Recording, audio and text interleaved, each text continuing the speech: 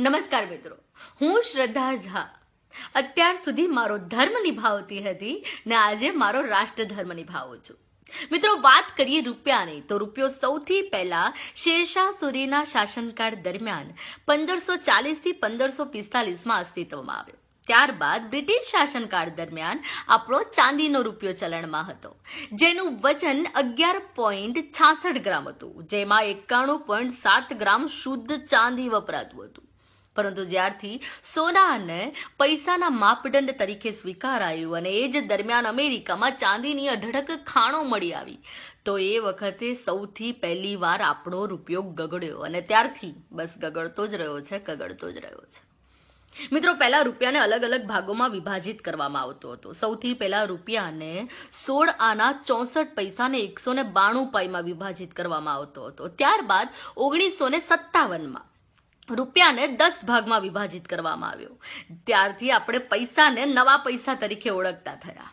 મિત્રો, આપણે સૌ જાણીએ છીએ કે જ્યારે આપણો દેશ આઝાદ થયો એ વખતે આપણા 1 રૂપિયા બરાબર $1 મળતો હતો. અત્યારે આપણા 67 રૂપિયા બરાબર આપણને $1 મળે છે. મિત્રો, આપણા ગાડાના પૈડા જેવડો મોટો રૂપિયો અત્યારે પાવલી જેવડો નાનો થઈ ગયો છે.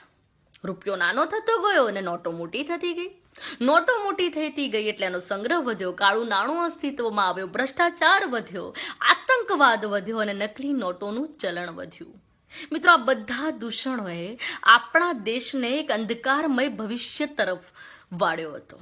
પરંતુ આ અંધકારમાં આપણા ઉજ્જવળ ભવિષ્ય માટે શ્રી નરેન્દ્રભાઈ મોદીએ ખરેખર એક અદ્ભુત સોનેરી કિરણ જેવો નિર્ણય લીધો છે. હા મિત્રો, 500 ને 1000ની નોટોનું ચલણ બંધ થશે. નિર્ણય સદંતર 100% આપણા હિત માટે જ લેવાયો છે અને આપણે સૌ જાણીએ છીએ.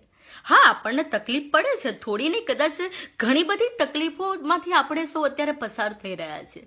પણ મિત્રો, તમે જ વિચારો, આપણે જાતે જ વિચારીએ કે જીઓનું મફતમાં મળતું સિમ કાર્ડ લેવા માટે આપણે કલાકોના કલાકો લાઈનમાં ઉભા રહીએ છીએ. અરે, આપણા મનગમતા ક્રિકેટરની ક્રિકેટ મેચ જોવા માટે એની ટિકિટ ખરીદો આપણે 2 દિવસ સુધી લાઈનમાં ઉભા રહીએ છીએ. જ્યારે આપણા એરિયામાં કોઈ નવા બ્રિજનું નિર્માણ થતું હોય છે તો આપણે 2 થી 3 કિલોમીટર વધારે અંતર કાપીને આપણા ઘરે જઈએ છીએ. તો મિત્રો, આ તો નવ ભારતનું નિર્માણ થઈ રહ્યું છે. તો આમાં તો આપણે સહયોગી બનવું જ જોઈએ ને. આના માટે તો થોડી નહીં, ઘણી બધી તકલીફો કદાચ વેઠવી પણ પડે તો એ વેઠવી જોઈએ, એ આપણો ધર્મ છે. મિત્રો, હું સમજુ છું કે 95% ભારતીય નરેન્દ્ર મોદીજીના આ નિર્ણય સાથે સહમત છે. પરંતુ આપણા જે સમાચાર માધ્યમો છે એ થોડી નેગેટિવિટી ફેલાવી રહ્યા છે. તો મારી આપ સૌને એક અપીલ છે કે નેગેટિવ વાતોને ધ્યાનમાં નહીં લો. તમને લાગે કે જરૂરિયાતવાળા માણસો છે તો એમને ચોક્કસથી મદદ કરો. કાળા નાણાંને બિલકુલ સપોર્ટ નહીં કરો. તમારા ખાતામાં માત્ર તમારા જ પૈસા ડિપોઝિટ કરો. પછી જોજો કે આપણું ને આપણા બાળકોનું ભવિષ્ય કંઈક અલગ જ હશે. તો ચાલો, પ્રધાનમંત્રી શ્રી નરેન્દ્રભાઈ મોદીની આ નવ ભારત નિર્માણની મુહિમમાં એક સાચા નાગરિક તરીકે આપણે સૌ સહભાગી બનીએ. જય ભારત, જય જય ગરવી ગુજરાત, હર હર મહાદેવ.